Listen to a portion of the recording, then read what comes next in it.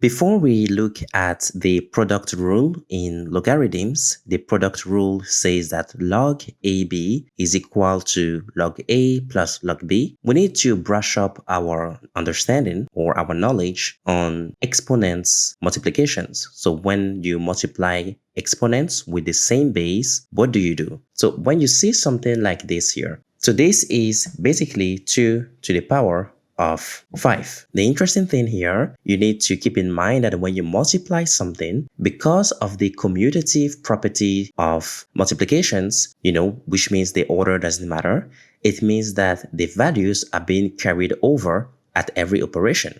Meaning that when you're here, you've reached 4. So when you multiply 4 by 2, you get 8 as well. And now imagine that you were to actually capture this here on its own. So you have 2 by 2.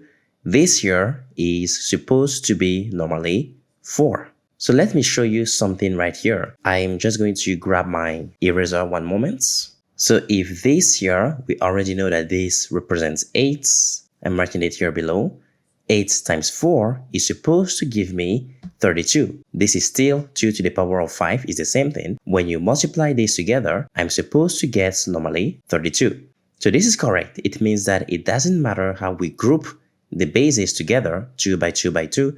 We can group them by 3 or by 2 or whatever. But when we multiply the groups, we will still get the same results because 32 is the same thing as 2 to the power of 5. Now look at where this gets really interesting. If we know that this is the same thing as 2 by 5, it's because internally, this is the same thing as saying here 2 to the power of 2 plus the power of 3, where 2 and 3 are both exponents. And those together here, this here is the same thing as writing the power of 5, this exponent here. And this gives us a very basic rule with exponents, that when you have something like this, a to the power of m times a to the power of n here is the same thing as a to the power of m plus n. And we see here, notice that I have the exact same base.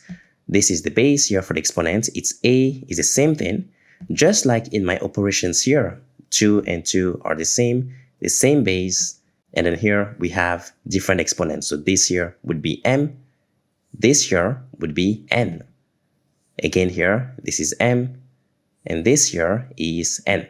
And you can see we add up the exponents and we get a equals m plus n. Now, this video here is just a refresher. So I encourage you guys in the comment section to give your own examples. Let me know if you understand. I'm just going to move on now and go back to the logarithms product rule, which is very important in information theory. And we will see this later on when we deal with probabilities for information or measuring the element of surprise when we talk about entropy and so on.